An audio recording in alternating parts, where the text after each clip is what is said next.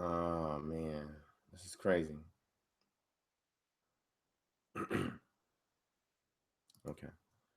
All right, I'm live back again. Sorry about that, family. I clicked stop broadcast by accident. All right, I'm gonna do like another 10 minutes and I'm gonna go to sleep, get some rest, start my long day tomorrow, and then give y'all that Crows on a Straw Man PowerPoint, which is gonna be flames. It's nuts. I'm telling you, man. It's gonna be cool. But let me show you this. I'm gonna show you some more. Let me show you this document here. This is on the domestication processes and morphological change through the lens of donkey and African pastoralism. This article goes into pastoralism in Africa, right?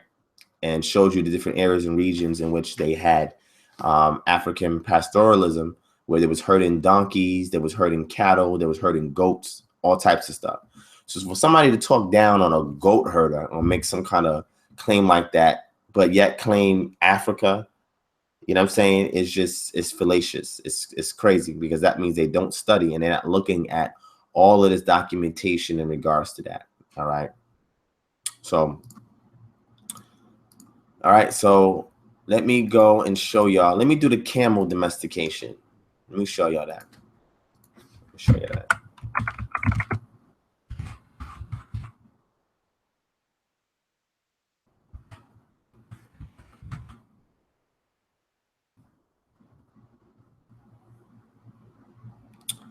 Where's that article at?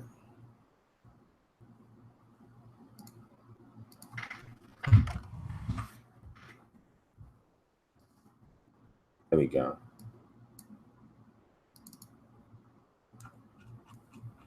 I think this is it. Let's see.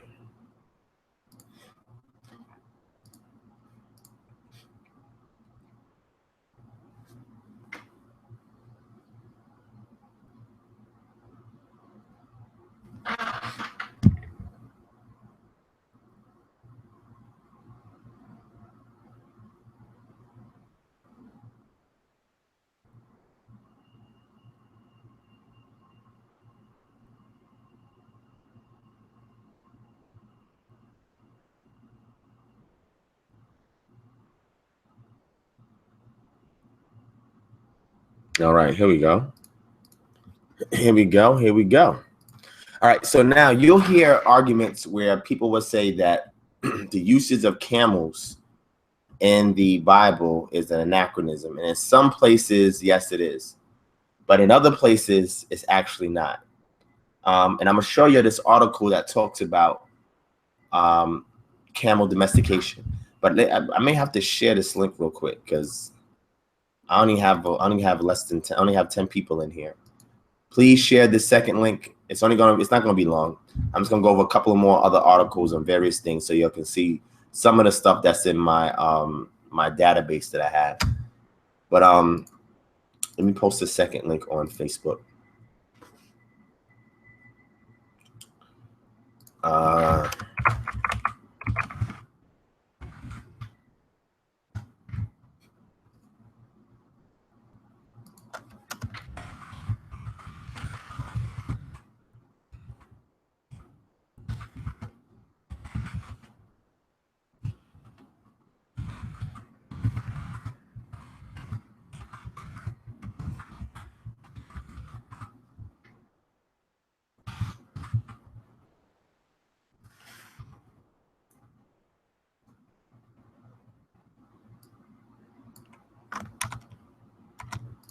All right.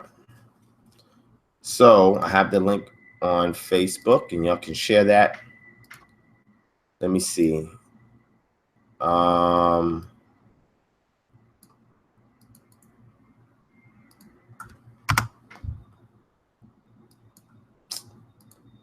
on. Let me go to the chat.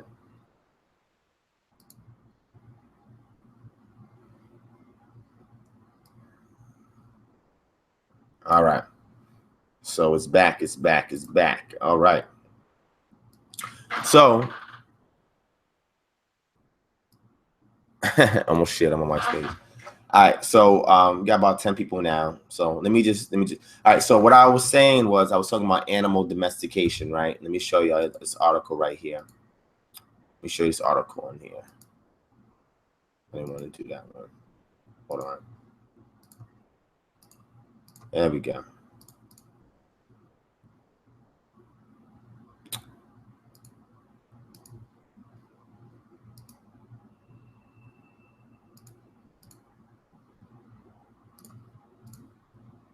All right, so early proof for the domestication of dromedary, which has to do with herding camels, right? And this is from this article, Ugaric Forschungen, right? And this article talks about various things right here. But the section we're dealing with is the domestication of the animal, which is biological, archaeological, and scriptural evidence from Mesopotamia, Egypt, Israel, and Arabia, and literary evidence from the Hebrew Bible by Martin Hyde from Marburg, right? And he goes into talk about domandry, which has to do with husbandry of camels, right? Or herding camels. And he says here, another important site in Southeast Arabia is Tel Abrak, which was excavated in 1989 and between 1989 and 1998, among some 100,000 bones which have been analyzed from the site, which occupied between 2300 and 300 BCE. There are frequent camel remains. In all probability, camel bones from the Bronze Age and Tel Abrak can be assigned to the wild camel. Up to the end of the Bronze Age, these findings decreased by and by virtually to zero, probably by overhunting. In the Iron Age 1 level, 1300 to 1000, archaeozoological data are minimal. Later finds from Iron Age 2 level should be assigned to the domesticated relative. This hypothesis is further corroborated by bone measurements, which revealed a size decrease from the wild to domesticated form of the Tel Abrak. Although the finds from Tel Abrak, like most finds, are neither numerous nor well enough preserved to directly compare the skeletal remains of different stratigraphic layers, logarithmic size indices were calculated for scaling all available measurements of skeletal elements, which made them comparable with each other. As a result, the camel remains from the Iron Age levels were generally smaller than those from the Bronze Age, while the Bronze Age sizes generally matched those from the Nar Island. Size decrease is a typical indicator in animal bones if these animals underwent the domestication process. All data suggests that dromedary, at least in Southeast Arabia, did not appear in its domesticated form before the end of 2nd millennium BCE. Besides the biological remains and their evaluation via bone measurements, however, archaeological and historical evidence is required to reach a more secure knowledge of the domestication process, and this goes into it. It says camel remains are also known from Israel and the surrounding areas, but there are only few domandry remains before the Iron Age, which usually do not give any further evidence to their domestication status. More than 400 camel bones were discovered at Tel Jemme in the southern part of Israel's southern plain, with 10 kilometers south of the Gaza. Only some of these, however, can be assigned to the stratigraphic context of the late Bronze Age, while most bones had to be dated to the 7th century BCE. Most of the camel bones bear cuts and chop marks at major skeletal joints, which points to their use as a meat source. So when you read the full article, and I'm not going to read all of it to you, but if y'all want it, let me know, and I can send it to you so you can research it. This goes heavily into, see, the archaeological and scriptural evidence from in the patriarchs, and it deals with that anachronism, using archaeozoological evidence, and it goes to show you camel usage, right, from literature, from the archaeological record, the zoological record, the stratigraphic record, etc. But what this is positing is that there are some areas where you had the wild camel during the Bronze Age period, and then the domesticated camel during the Iron Age period, and all of this, the domesticated camel has a less bone density and is much smaller in stature than the wild camel, right? And this happens through the domestication process of interbreeding, selective breeding, etc. And also its use, you know, of using the actual animal itself as a pack animal. But it's been around in that region for a long time. So even the reference to it anachronistically in regards to the patriarchs or the story of the patriarchs, this goes to show that there was a redaction in the text. that had attributed the usage of camels in regards to movement, because that's what the immediate audience would have been familiar with in their day and time. But the evidence archaeologically of wild camels and some domesticated camels we have that go back as early as maybe the late Bronze Age. Before the late Bronze Age ends about 1200 BCE, the Iron Age begins and opens up at about 1177 BCE. If you read the work by Eric Klein, 1177 BCE, which he does a great work on it. And he also has a video up at the University of Chicago where he actually speaks on the decline that occurred and of the Bronze Age and the emergence of the Iron Age. You'll see during that transitional period, heavy domestication of the camel, or what's called dromedary, right?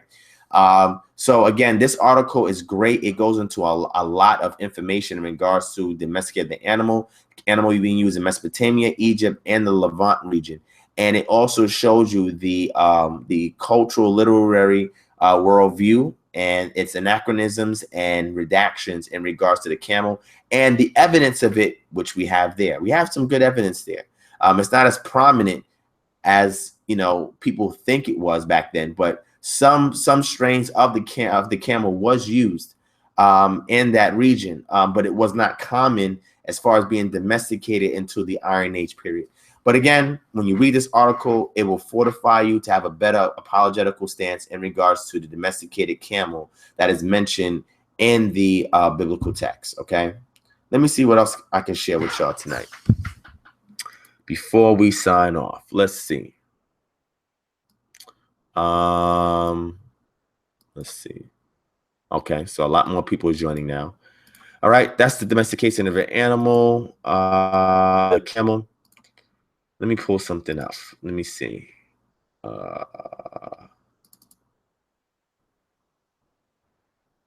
Here's another article on camel domestication. This one, so y'all can look it up if y'all want to find it. Let me go ahead and show it to y'all. Let me share my screen. Right, this is called The Introduction of Domestic Camels to the Southern Levant. Evidence from the Arava Valley by Lidar Sapir-Hen and Erez Ben Yosef from Tel Aviv University. And they go into it in regards to the dromedary. And it says, most scholars today agree that dromedary was exploited as a pack animal sometimes in the early Iron Age, not before the 12th century, which would have been the Bronze Age, which I mentioned to you. A recent study at the Timna site, 30, coupled with a new set of radiocarbon dates supports this broad conclusion. However, observations thus far have not allowed for a dating resolution more precise than century level at best. Then it says, identifying domestic animals in artistic depiction, camel riders appeared during the 8th century BCE or the late 10th, 9th centuries at the earliest. And in textual evidence as early as the 9th century BCE from Salmanazar III's Kirk Skella. The identification and dating of early camel figurines and drawings is debatable and at most represent the acquaintance of ancient people with the wild camels. Thus, it cannot be concluded based on early artifacts and drawings that camels were exploited as pack animals prior to the Iron Age, which they're telling you. This observation is supported by archaeological studies in which identification of the camel's status, domestic or wild, is based on the animal's relative frequency and diachronic size changes, which I mentioned earlier. Identifying the means of its exploitation for hunting, milking, riding, or loading is based on mortality profiles, sexing of the herd, and bone lesions. Based on the above criteria, previous studies have shown that the domestic dromedary probably appeared in Southeast Arabia sometime in the first third of the first millennium BCE, and earlier camel remains from Arabia are still identified as wild. In the Southern Levant, the earliest evidence of domestic camels was considered to be from the Timna site, now dated to an early phase in the Iron Age. Now, if you want to know what Timna Valley is, it's where the Sinai meets Mount Seir, right, where the Edomites were at, okay, on a map. And I'm gonna show you some of that geographical location when I deal with this Crows on the Straw Man lecture tomorrow evening for you guys. All right. So let's see, where else can I cook up for y'all? It's not a lot of y'all in here this time, so I guess people went to sleep. So let me show you one more thing, and then I'm gonna go to bed because it doesn't look like a lot of y'all are in the chat right now that y'all here right now. Let me see. So far I went into health with you guys. I went into debriefing the debate with you guys. I went into the Medu Necha with you guys. I went into the Egyptian magical spells. I showed you the Book of Enoch. Now I'm talking about the camel domestication. I also talk about pastoralism in ancient Kemet as well as in Africa. Let me see. What else did I have for you guys? Do you guys want to see something regarding health or ancient Israel, ancient Kemet? What y'all want to see? Let me know what you want to see. Hit 1 if you want to see something regarding health. Hit 2 if you want to see something regarding ancient Kemet. Hit 3 if you want to see something regarding Israel. Hit 1 if you want to see health. Hit 2 if you want to see ancient Kemet. Hit 3 if you want to see ancient Israel. All right, so I'll wait for a couple of people to respond, and then I'll pick something. Okay, somebody said 3, ancient Israel. 3, somebody said health. That's 1 for health. 3 for ancient Israel. Okay, anybody else? All right, let me go. 3, okay. All right, so let me bring something up for you guys. Now, how many of y'all in here are trying to learn Hebrew? Press 4 if you're trying to learn Hebrew. Who put 13? Global Purpose put 13. What does that mean? 1 and 3? Is that what you're saying? Health and ancient Israel? Oh, 3. Okay, you corrected it. How about not the Negroes? I'm going to, Black Ave, man. Bro, I'm going to deal with that tomorrow. I wish I could show that right now, but I'm going to deal with that tomorrow. Okay, I promise you, I got you tomorrow. 4. What was 4 again? I forgot. I'm so tired. I'm sorry. What was 4 again? Somebody tell me what 4 was again. What was 4 again? See, a lot of y'all putting 4 now. I don't know what 4 was. Somebody tell me what 4 was. I'm getting tired.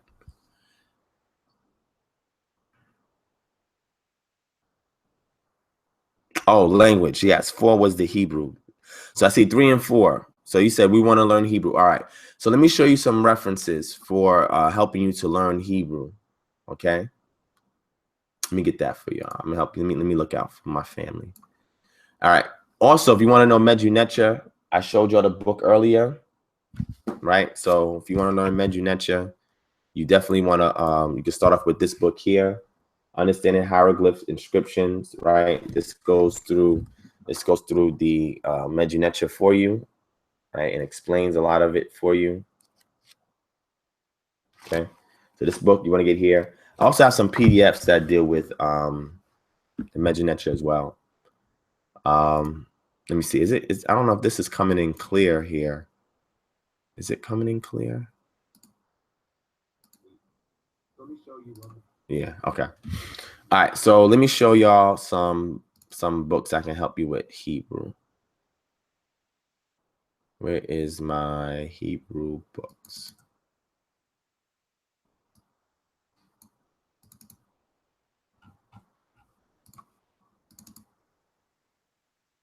Here we go. Yes. Here's a book right here. And let me show it to y'all. Let me bring it up.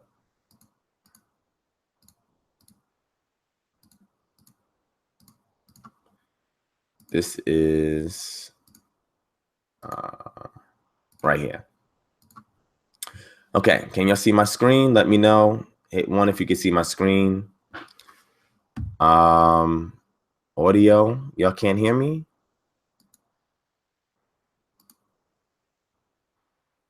Can y'all hear me? I don't know if y'all can hear me. Let me know if you can hear me and if you can see the video. Okay, so y'all can see it. All right, can y'all hear me? Let me know if you can hear me so I can proceed.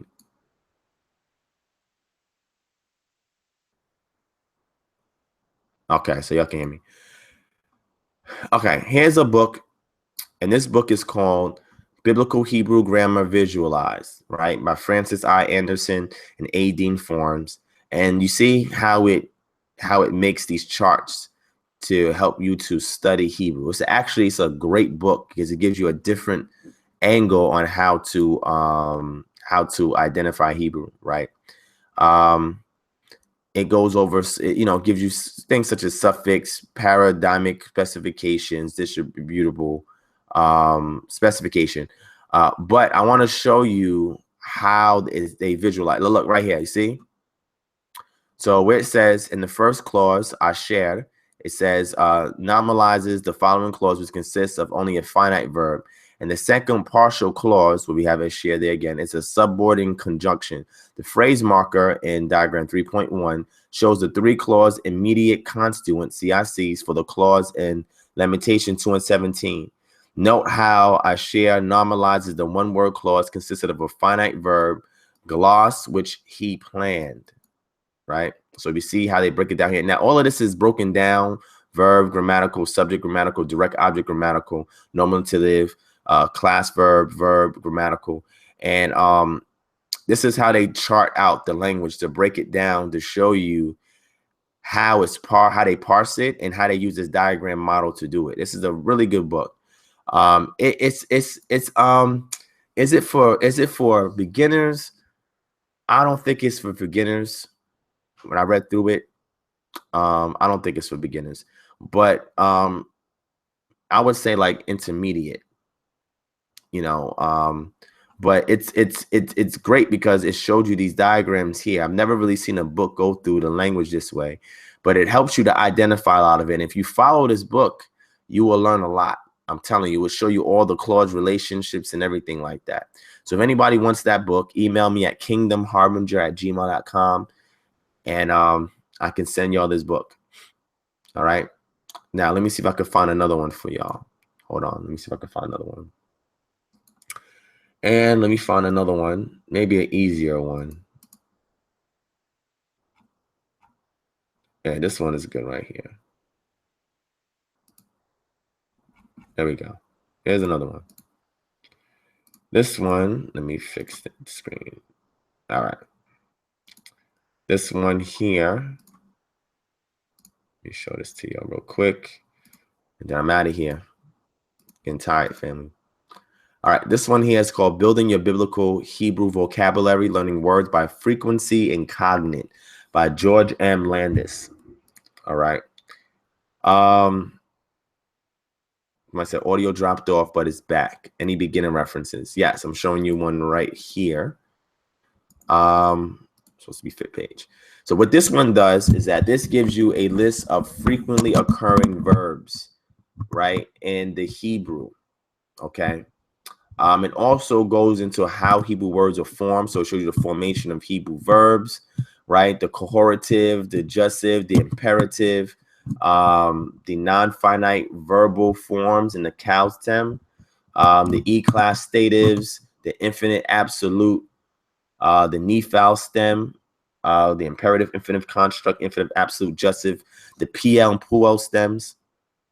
So this will give you an idea on the verbs, which is parsing verbs is very important in the morphology of Hebrew, biblical or classical Hebrew. And this actually shows you or breaks down the verbs for you. And then it gives you a list of various verbs. So let me see if I can show it to y'all. I don't know why it keeps doing that. Also showed you third person masculine singular, third person feminine singular prefixes, second person singular. And this is a shamar, right? Which means to keep something or to hear with the intention to keep. Shamar, second person feminine singular prefix, third person masculine plural, etc. This goes into the verbs for y'all, but where is, hold on, let me see. It's been a while since I've read this book.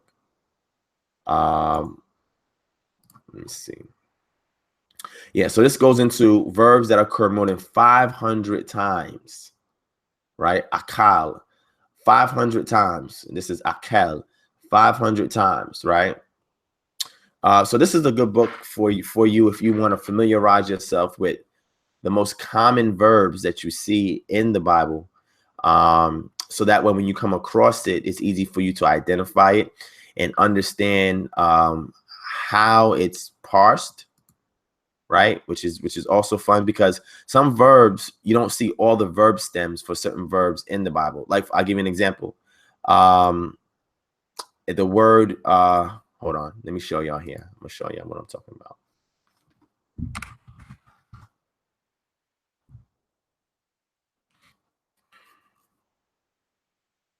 Right.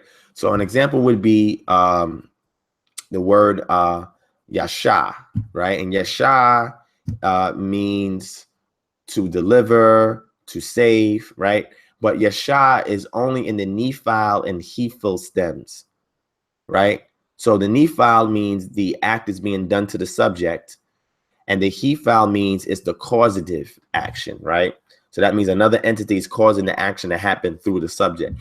So you only see Yasha rendered in the Nephil stem and the Hephil stem, right? You don't see it in the cow stem. You don't see it in the Hophil stem. You don't see it in the PL or Puel stem, right? You don't see it in the Hithpiel stem. You only see it in the Nephil and Hephil stem.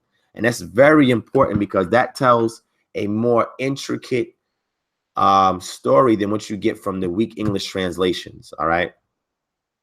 So this is another good book to get to familiarize yourself with verbs in Hebrew, the various verb stems, the various cognates of those verbs, the frequency of those verbs, and you can familiarize yourself so when you come across them, you can identify them immediately, and you can go right into parsing the verbs and being able to break it down grammatically, right?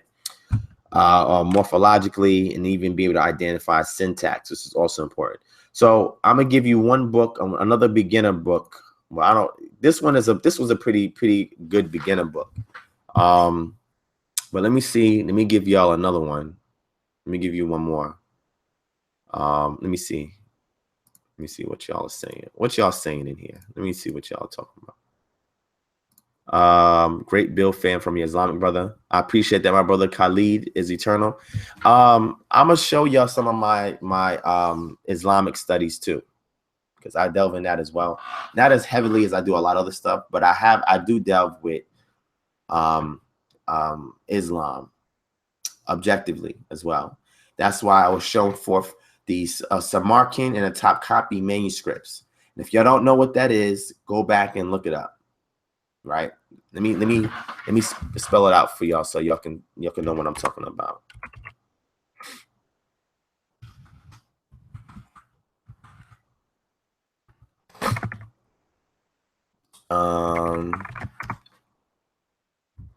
So the Samarkand Kufic Quran, and this is something I brought up when I had a debate with Ali Muhammad.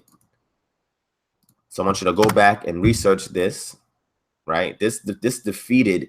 Sakari's in the building. Shalom Mak. He just had a debate on Sonetta that I peeped, and he put in that work, man. Sakari put in that work. Yeah, Sakari, you gotta watch the first video I did, man. I went in, and I'm tired, and it's not planned. I just decided to share some information on health, on the Medjugorje, on my debriefing from the debate, on cattle husbandry and goat husbandry from Africa and Kemet. I went into the Egyptian magical spells, talking about spells against the semen of demons and conjuring cats and healing headaches and all this other stuff. Now I'm showing books. Okay, all right, you saw it. Now I'm showing books in regards to helping people identify the Hebrew. So let me get another book.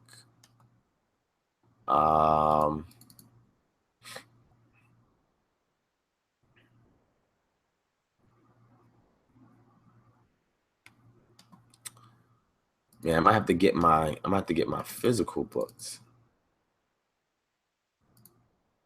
Let me see. Here's another beginner book. This is an extremely beginning book. Once you familiarize yourself with the alphabet, which is very easy, you want to use this book. This book is an easy book. This is like an entry-level book. Yeah, thank you, Sakari. I appreciate that. Ta-da. Let me show y'all this real quick. Some of y'all might be familiar with it, others may not.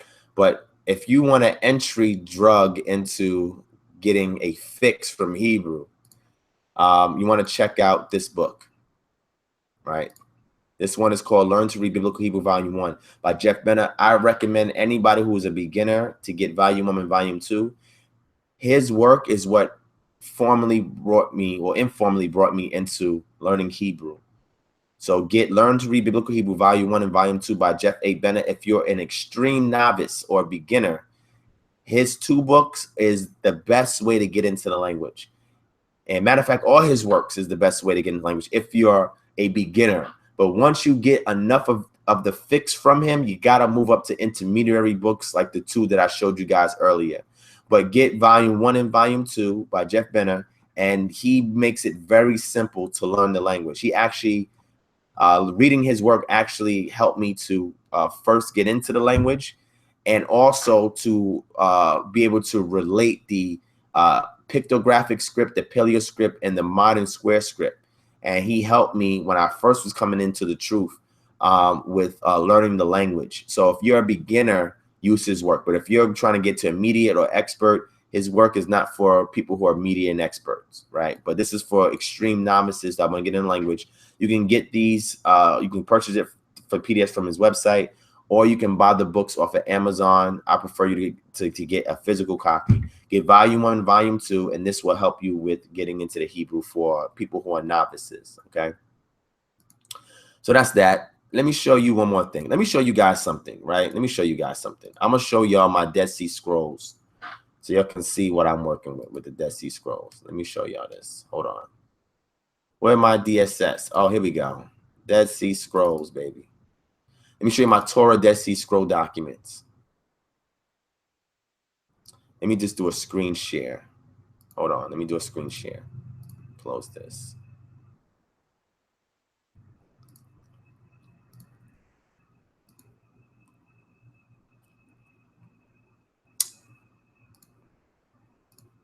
I don't know if this is just going to share. Let me see what happens if I open up something. Let me go to numbers.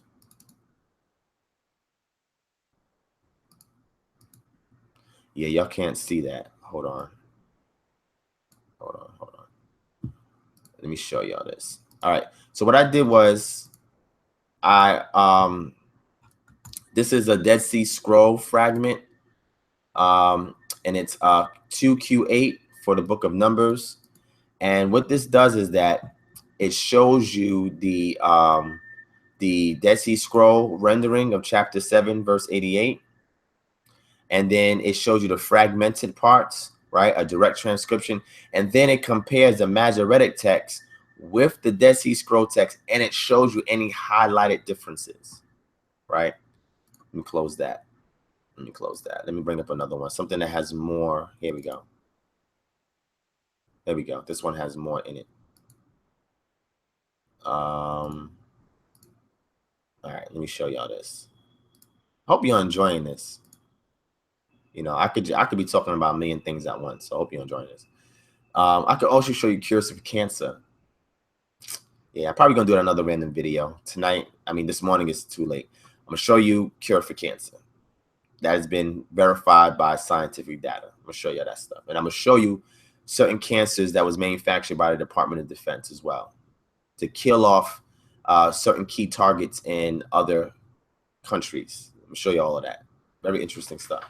But anyway, because you know, I don't speak on something unless I have some documented information to verify it. And I'm gonna show you that random, just something random. But anyway, let me show y'all this Dead Sea Scroll. Let me show you this Dead Sea Scroll. So if you look here, we have 4Q23, which is a combination of Leviticus and Numbers. And I have chapter 1, as you can see, chapter 2, chapter 3, chapter 5. And another time I'll go through it with y'all where I'll read through some of it. And I'm going to go show y'all these highlighted differences between the Masoretic text and the Dead Sea Scrolls. So far, looking at chapter 1, looking at the Masoretic text at the top and looking at the 4Q23 Dead Sea Scrolls at the bottom and comparing them, we don't see too many extent differences, right? Now, let me see if I can find one that has differences. Here, right here. This section right here, this is verse 9 from chapter 3.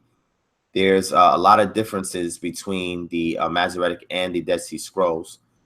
We also have some highlighted differences here in verse 12, verse 15. Here as well, you see the red marker right here has been added. This is a wav here and a tav. And we have some more extent differences that we see here between the two. Brackets means this is what they fill in, and this is the fragments of it right here.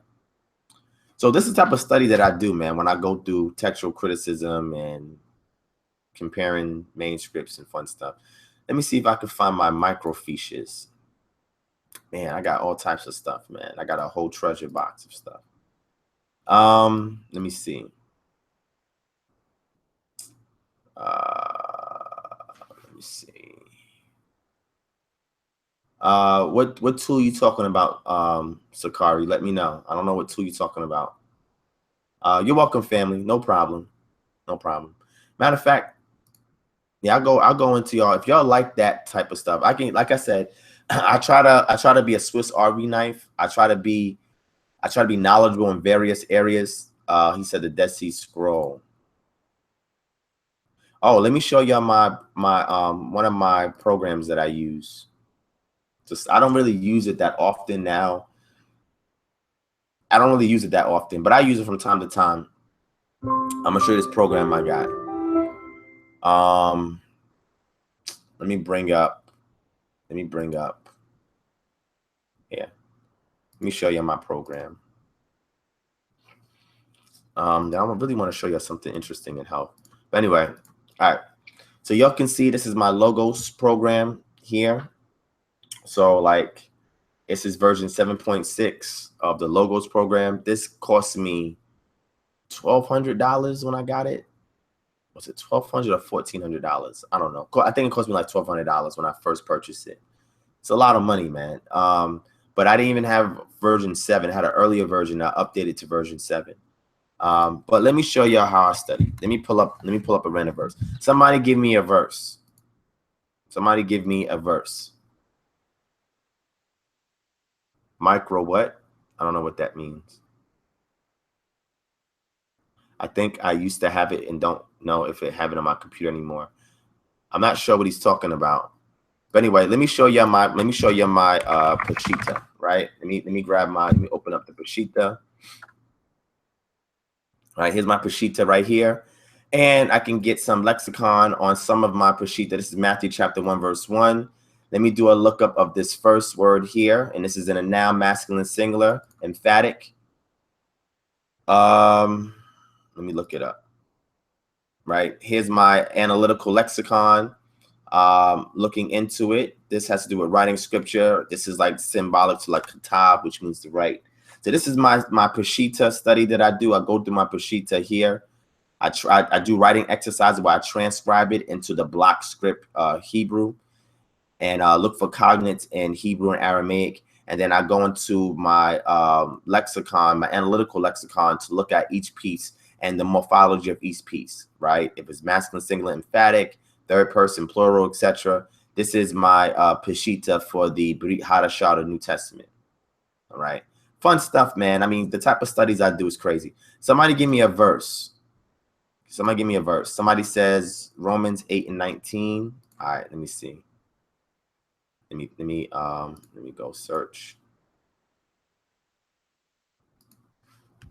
No, I don't want to. I want to search for the Peshita. Let me go back. Somebody says Romans 8:19. So this is my Koine Greek. Let me just get into that. And I could get it for you in a Peshita too. But anyway, so what I do is I have my lemma up, my manuscript translation, my lemma translations, my morphological syntax, which just tells me the morphology of it, if it's a noun, if it's first person, second person, Strong's reference. I also have commentaries. I don't use commentaries a lot, but when I look up verses, they tend to come up. You know what I'm saying? I can also do like word information. I could do direct translation, get definitions. I look at morphology and how various words are syntax and how they affect the relationship of other words within clauses. I can also do cross references for verses here. I can do biblical places, biblical people, right? So I can look these things up here and it'll explain it to me. It gives you some media stuff. It gives me topics, sermons, which I don't do no sermons. Interesting words. It gives me some videos, some additional books if I want to purchase it. But I want to go to the exegetical guide. So I also use my exegetical guide, which breaks it down for me morphologically, clause by clause, word by word. And it gives me, let's say, for example, you want to do apak karandokia, right? Which is a noun and a nominative, right? And nominative is the case that normally refers to the subject of a verb, one noun following a form of the verb to be or to become. It's in a singular and it's feminine, right? Looking at the case, gender case at the for the suffix, right? We see katesis, which means creation, which is a noun genitive. Genitive case that qualifies or restricts a noun by means of a specific characterization, singular feminine. And then you can see it as you follow along here. I verify the translation to see how accurate it is. And a lot of times, a lot of translations is not as bad. It's very bad translations. Sometimes they're good, sometimes they're very bad. And I go and I correct the translations by breaking it down. If I need help with the breakdown, sometimes I'll go to my word by word exegetical guide. You know, I have grammar lists. You know, for example, I have the domestic, I have the, not the domestic, the domain of Semitic languages, and also have it for the Greek as well. My Peshitta, I have it for that as well. Let me see.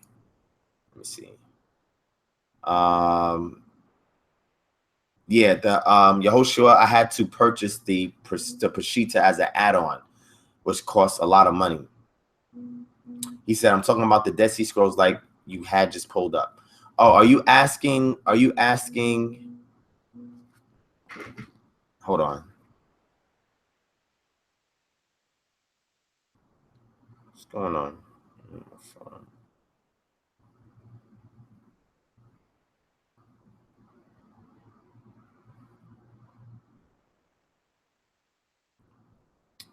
Hold on, family.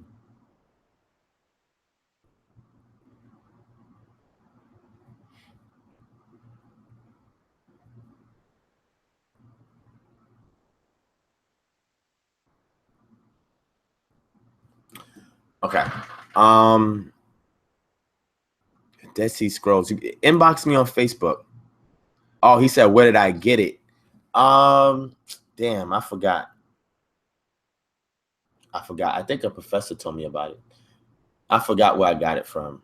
But if you want some of them, let me know. I'll send it to you, so you can read it. But see, that's if you're dealing with language, you know, not translation, but actual language, which I like to do. I like to delve into the language so I can better translate bad translations. But anyway, yeah. So this is Logos. I also have like three of these programs that do this, but I don't really use these programs a lot. You know what I'm saying? I use them from time to time, but I don't really use them a lot because I know a good amount of the language to make my way through it. And I don't like using commentaries. I'm gonna let y'all know this right now. I rarely use commentaries. Once in a while I may use it just to get, it depends. Sometimes I may use it just to compare my conclusion with the conclusion of other scholars. But I don't like using commentaries because they can influence how you exegete the text. And I don't like that. I like it to be original, and I like it to be derived from my foundational understanding of the mechanics of the language, contextual analysis, cultural, historical analysis, subject matter analysis, and linguistic analysis, which I call syntactical lexical analysis, which is all proper exegesis of the text. Hey, here's something interesting. This relation guide here, see? Daniel and the priest of Bel showed you the relation of this. It's interesting. Let me see. Romans 8 and 19. It gives you these little things here. I don't even use this stuff. I don't know what the hell that is.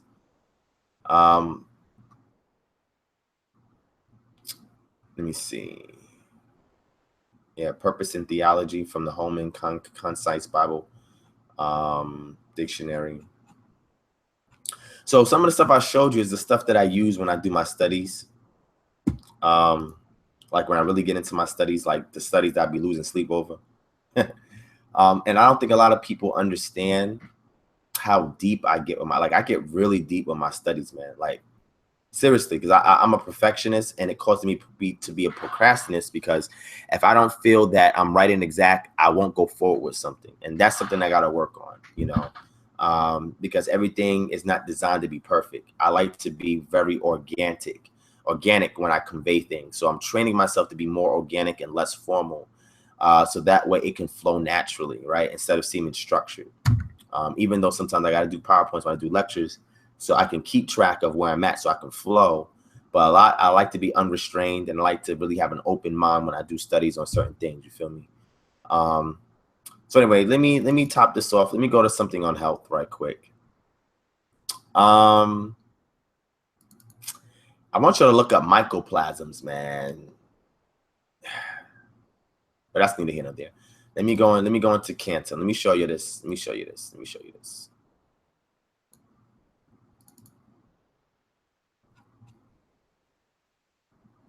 All right. So for those of y'all who's into health, let me show y'all this real quick. Let me show you this. Let me show you one of many solutions, I'm going to say it that way, for cancer. A mitochondria K plus channel. This has to do with the ionic channel. K plus has to do with potassium. Channel acts as suppressing cancer, and its normalization promotes apoptosis, which is programmed cell death, and inhibits cancer growth. Right? Summary: the unique metabolic profile of cancer, which is aerobic glycolysis. Aerobic means oxygen. Glycolysis is the processing of glucose. Might confer apoptosis resistance and be therapeutically targeted. Compared to normal cells, several human cancers have high mitochondrial membrane potential, and also the mitochondria dysfunction or injury can also promote cancer growth. Several human cancers have high mitochondrial membrane potential and low expression of the K plus channel, KV1 1.5, both contributing to apoptosis resistance, which means that when a cell determines that something is wrong with it, it can go through a process called apoptosis, which is programmed cell death, where the cell literally kills itself, breaks itself up into smaller parts that allows macrophages and neutrophils to come and absorb it and do away with it. But what happens is a lot of that gets turned off, right? Because the mitochondria is responsible for initiating the apoptosis process. And when you have injury to the mitochondria, it prevents the cell from killing itself, and it prevents the cell from signaling or attracting white blood cells through the means of cytokines and other chemokines to draw it to its site of injury and be able to kill it itself. And this is what cytotoxic T cells do, right? As well as NK cells, natural killer cells, also seek out tumors to kill tumors, and so do cytotoxic cells, which is birthed from Th1 cells that is used and designed to kill tumors and cancerous cells, or what they call precancerous cells. But this article actually goes into a therapeutic method that they use to use DCA, which is very important, as a promising selective anti-cancer agent. So this right here, and I'll get into this when we talk more about my health lectures, is something that I assisted somebody with now. They normally, well, more than one person. I maybe have about 9 people that I was assisting that had cancer, and they no longer having it no more. Doctors say it went into remission, but that term remission is very misleading. But anyway, I've shown them very alternative methods of resolving cancer that has less side effects, that are naturopathic, and are things that the body can naturally break down. And this is one of the I would say therapeutic methods of actually getting rid of it. But it's not something that's highly promoted by the pharmaceutical industry, more so because you can't put a patent on DCA. You can't put a patent on this. This is why the pharmaceutical companies have not been promoting this method of resolving cancer. Besides, if you're curing cancer, then you're putting businesses like the Cancer Research Centers of America, St. Jude's Hospital, you're putting all these institutes out of business, all these pharmaceutical companies that send all these therapeutic methods for cancer, you put them all out of business. But I have a whole lot of articles on this subject matter, man, that tell you that this gets rid of cancer.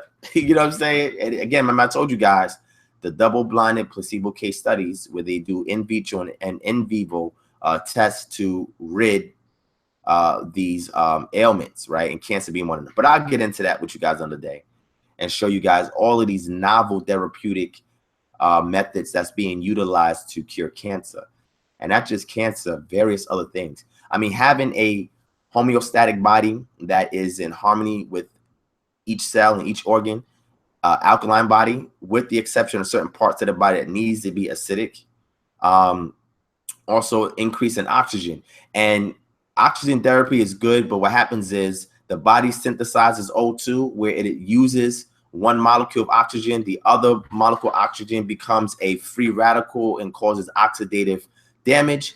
And this is why you need to intake antioxidants. The body produces antioxidants, but a lot of times if you take it in too much oxygen and it synthesizes it too fast, that free radical that's created from that loose oxygen molecule can cause damage to nearby cells, and in return can induce aging, can wear down the functionality of certain organs and cells. So when the body lacks antioxidants, you can take some supplementally to resolve the body of those free radicals of oxygen. But that's neither here nor there.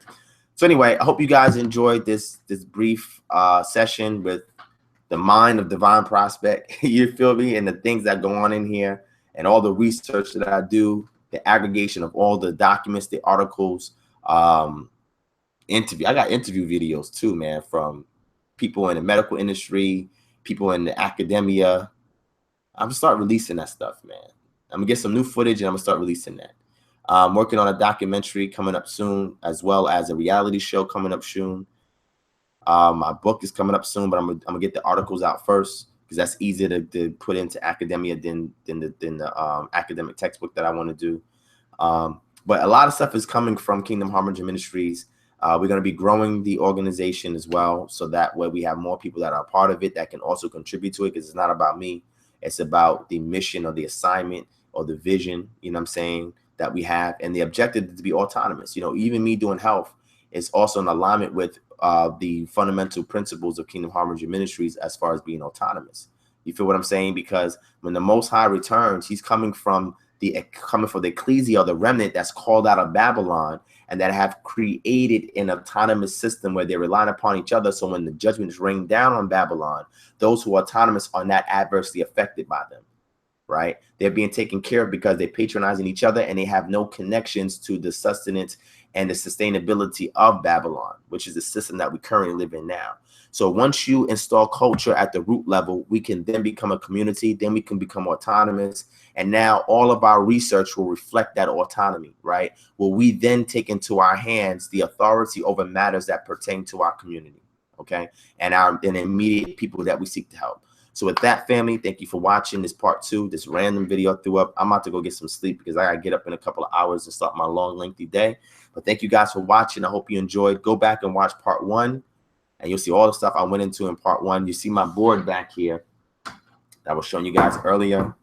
So my board, here's me parsing some of Isaiah chapter 53, verse 1. And then I showed y'all about sensitization, type 1 hypersensitivity in regards to allergies. And I went into the interleukin 4s, the tumor necrosis factor, alpha and beta. The cause is actually on the bottom, but I'm not going to show you that because that's going to be in my lecture. But then I went over some of the health from my lecture also in the other video as well. So go back and check that. I also showed y'all this book here. And this book dealt with Conversations in Medunetia is another book. I have that one too, but this one is also Conversations. If you want to take the Medunetia and make it a colloquial language today, read this book to help you out with that. And I showed you some other articles on camel domestication, articles on cattle husbandry or herding from pastoral Nubian and Kemetic pastoralists. Matter of fact, let me show you a quick image real quick in regards to that. Let me see if I can go back to that. And then I'm going to end off because it's late. There you go. Let me give y'all this. Let me show you this. This is, let's do screen share. Come on, screen share. There you go. And we start to read Mejunet, you start to identify things, so you get to see what this is. I'm gonna get into all of that. We break some Mejunet down for y'all next. But I did some in the previous video, so y'all go back to the first video and see me break down some of this Mejunet for y'all. But again, this has to do with herding of cattle, and this is an Egyptian individual herding cattle. And we'll read through this next time, and I'll transliterate it for you, and then we'll translate it and see what it's saying and what it's in reference to. But those of y'all who study the Mejunet should be able to pick this up automatically. But it's an example of herding cattle. They also herded goat and a whole bunch of different other animals. So when people said ancient Israelites were goat herders, and there was a whole bunch of pastoralists in ancient Kemet and Nubia. So when people say this stuff, they're not really doing their studies or due diligence in study. So with that, family, stay righteous. Please subscribe to this YouTube channel. Follow me on Instagram at Kingdom Moments. Also look out for my lecture tomorrow evening called Crows on a Straw Man, the full debate PowerPoint that they did not want you to see, which is going to hammer home Israelite scholarship from our community. That's bar none. And with that being said, please join us for the next session. Hope you enjoy your morning and your Sunday that's to come. Peace, shalom, and Black Power, family.